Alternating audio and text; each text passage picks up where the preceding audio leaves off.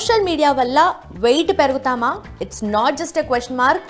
Reports చెప్తున్నాయి దీనికి answer. So బేసిక్గా మనం నిద్ర లేచినప్పుడు ఫస్ట్ చేసే థింగ్ ఏంటి, రాత్రి పడుకునే ముందు లాస్ట్ చేసే థింగ్ ఏంటి? ఆన్సర్ మీకే తెలుసు. ఆబ్వియస్లీ ఫోన్ చూస్తూ ఉంటాము. ఆ ఫోన్లో కూడా ఈ మధ్య కాలంలో స్పెషలీ ఫుడ్ రిలేటెడ్ వీడియోస్ కానీ, రీల్స్ కానీ, అలాగే ఫుడ్కి మనకి కుకింగ్ షోస్ ఏవైతే ఉంటాయో అవి ఎక్కువగా చూస్తున్నారనమాట. సో దానివల్ల ఆ వీడియోస్ చూడడం వల్ల, ఆ పిక్చర్స్ చూడడం వల్ల మనకి ఏమనిపిస్తుంది, తినాలనిపించడము, లేదంటే నోట్లో నీళ్ళు ఊరడము, ఇదంతా అనిపిస్తుంది. అండ్ నెక్స్ట్ వచ్చేసి ఇది ఈరోజు తిందామని అనుకుంటారు కొంతమంది. కొంతమంది ఇంకో స్టెప్ ఫార్వర్డ్ అని చెప్పేసి ఆ రెసిపీ ఫాలో అయ్యి చేసుకుంటూ ఉంటారనమాట.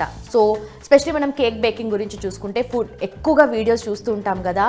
ఆ నీట్, ఆ క్రీమీ స్వీట్నెస్ కోసం కానీ, ఆ టెక్స్చర్ కోసం కానీ, ఆ సాఫ్ట్నెస్ అది చూసేసి ట్రిగర్ అవుతూ ఉంటుంది మన బ్రెయిన్లో సెల్స్ అనేటివి, అది తినాలి అని చెప్పేసి. సో షుగర్ ఇండల్జెన్స్ ఎక్కువ అవుతుందన్నమాట. సో అర్థమైంది కదా, ఎక్కువగా వీడియోస్ చూడడం వల్ల, ఆ ఫుడ్ రిలేటెడ్ రీల్స్ చూడడం వల్ల, స్క్రోల్ చేస్తూ ఉంటాం కదా డేలో, దానివల్ల మనకి ఎక్కువగా షుగర్ క్రేవింగ్స్ వస్తున్నాయి అన్నమాట. అలాగే స్పైసీ ఫుడ్ తినాలనుకుంటే దానివల్ల గ్యాస్ట్రిక్ ప్రాబ్లమ్స్ వస్తున్నాయి. సో అన్నీ కూడా ఇంటర్లింక్డ్ ఉన్నాయి. ఈ మధ్య రీసెంట్ టైమ్స్లో కెవిన్ జింకాయ్ అని చెప్పేసి తను సోషల్ మీడియా కాంటెంట్ క్రియేటర్ అనమాట. 6 lakh+ ఫాలోవర్స్ ఉన్నారు. సో తను చెప్పిన దాని ప్రకారము ఎక్కువగా ఇది స్టెప్ బై స్టెప్ ప్రాసెస్ ఉంటుంది కదా. సో దీనివల్ల ఒక క్లియర్ పిక్చర్ వస్తుంది, ఫుడ్ అనేది ఎక్కడ స్క్రాచ్ నుండి ఎలా ప్రిపేర్ చేస్తున్నారు, ఆ step by step process.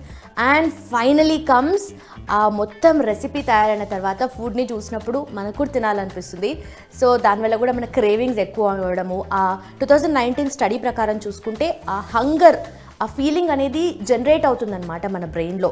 So 2019లో ఒక జర్నల్ కూడా పబ్లిష్ చేశారు, బ్రెయిన్ అండ్ కాగ్నిషన్ అని చెప్పేసి. సో దాంట్లో కూడా మెన్షన్ చేశారనమాట, గ్రెలిన్ అనే హార్మోన్ అనేది ఇంక్రీజ్ అవుతుంది. సో దానివల్ల మనకు ఫుడ్ని తినాలన్న ఆ హంగర్ లెవెల్స్ ఏవైతే ఉంటాయో దాన్ని ట్రిగర్ చేస్తుందన్నమాట.